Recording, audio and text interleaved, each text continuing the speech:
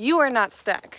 Human beings are extraordinarily adaptable creatures. We can reset and change anytime. Whether you're feeling stuck or overwhelmed or searching for a fresh start like I was here when I moved into this hut in the woods, we all need a hard reset sometimes. From surviving naked on national television or something as simple as getting out of a funky day, I've learned that all resets have these same 5 simple steps. Today, I'm gonna walk you through each one of these using my recent move into this off-grid village from the suburbs as an example. And you don't have to do anything that intense, maybe just like get a haircut or a new t-shirt. By the end of this video, you and I are gonna do number 5 together. If you follow these in order, you're not only going to see the reset, but you're gonna feel it too. And by the way, my name is Sarah, and we need this to get to step 5, starting now. All too often, we say we need a reset, but we don't actually know what that means. It's easy to say you just want change, man, like really ambiguously.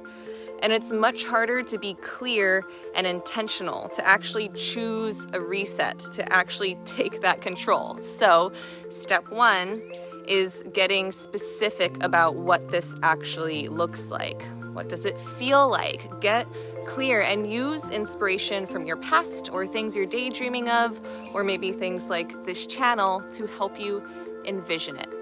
It's important to note here too that sometimes it's not a visual or written thing so much as a gut feeling. I experienced that with what you're gonna see later in this video, and I just knew it was time for a reset, which is what brought me out here in the woods where I live and apprentice at a primitive survival school. I couldn't clearly say that's what I needed, but I had to honor what my gut was telling me, and it kind of just got me where I needed to go. But for now, look at this mushroom I found.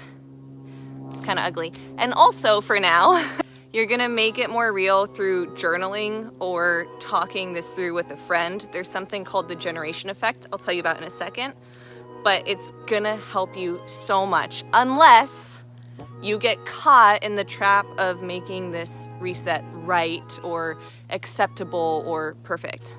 This is your life, okay? Don't do this for anybody else, no matter where it takes you or how it ends. So own it, see it, tell it to somebody, and join me in step 5. And you need to own this part of your path because step 2 is to set up the supports around this decision, to reach out to your friends and family, your community, and tell them very clearly, this is what I'm doing and this is how you can help. Or maybe it's like, this is what I'm doing and this is how you stay out of my way. And keep in mind, this isn't just emotional support I'm talking about. I'm also talking about physical support, and it may not be through people. So I learned this the most when I was a touring comedian and circus performer. I traveled alone to over 20 countries, and it was this like really uncomfortable time, and what helped me reset in each new country were specific objects and self-care routines. Here in the woods, you know, I moved out of the suburbs and I knew I had to bring my pineapple stuffed animal, I had to bring my rainbow flags, things that gave me a feeling of being grounded and reminded me of who I was and why I was doing this reset in the first place. It also helps to put a physical reminder, maybe you wrote down, somewhere you can see. And again, step 5 will help with this. And here's a hot tip. Don't post about this on social media right away. Wait. I mean, this move, this reset I'm sharing on YouTube, this was 6 or 7 months ago. Give yourself the grace of anonymity, privacy, and go through your change on your own before you tell the whole world about it and worry about judgment or any of that stuff. Okay, now that we've clearly defined what you're seeking and set up some supports, it's time to align your external world with your internal vision, making the physical world match what's in your head and heart.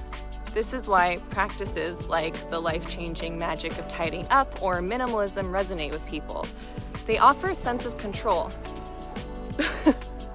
And it often involves decluttering your space, but it could really also be something as simple as having a much needed conversation, or even maybe instead of getting rid of something, it's bringing something in. One of the most powerful tools I've found for this is actually ceremony. Throughout human history, this is a really primal part of our wellness. Humans have had rituals and ceremony to accompany change. So I encourage you to embrace rituals that make your action, your change, feel special and meaningful. And the more personal this ritual can be to you, the more effective it'll be. Something as simple as an intentional walk outside, lighting a candle, or honestly just dancing it out can be a beautiful act of ceremony. And more importantly, ooh, another mushroom. This one's cuter. And more importantly, we do ceremony in step 4 because you need to have fun. Like, you need to put some stank on it. This step isn't just self-care in the sense of taking a shower and eating food, but doing that with your own stank on it, with a little self-celebration. Make it personal so it feels more like an adventure and this amazing thing you're doing instead of like this forced reset out of stress. And on a serious note, I'm learning so much about the science of this in graduate school right now to be a therapist, but we really do need those physical grounding exercises, those home-cooked meals, those simple mosquitoes, simple gestures. They like go in my eyes sometimes. Those simple gestures of self-care. And again, just like the last one, personalize it. For me, something as simple as planning to have my last night in my suburban home be with a cigar and a nice drink and jamming some Missy Elliott by the fire was a big act of self-care. It was a great anchor. It was a great celebration of the person who got me to that moment and the person I was stepping into.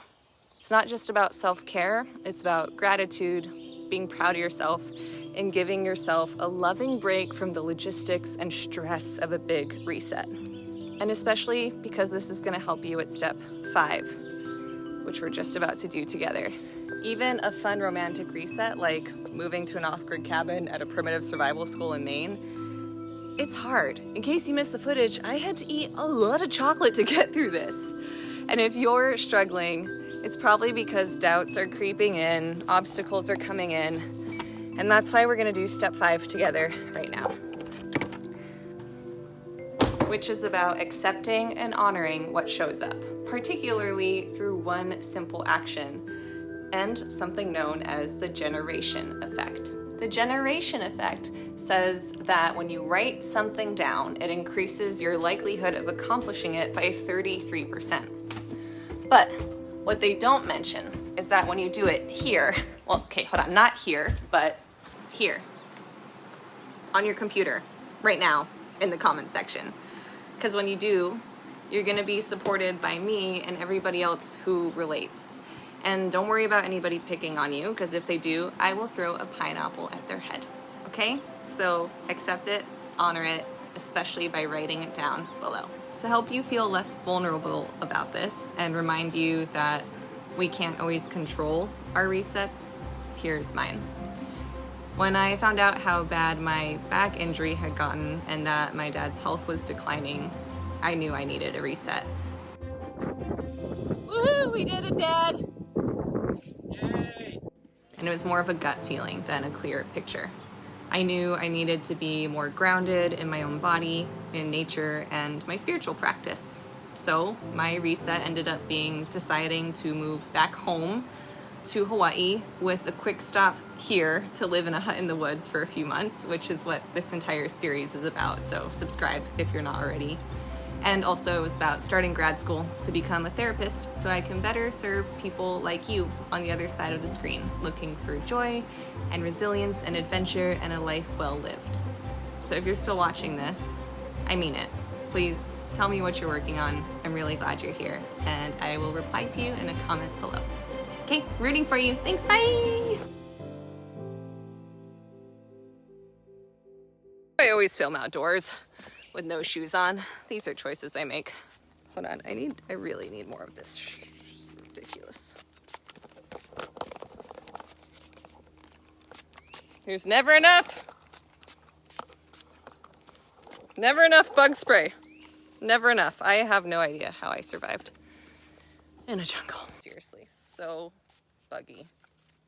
By the way, if you're a wild woman, this becomes your hairspray.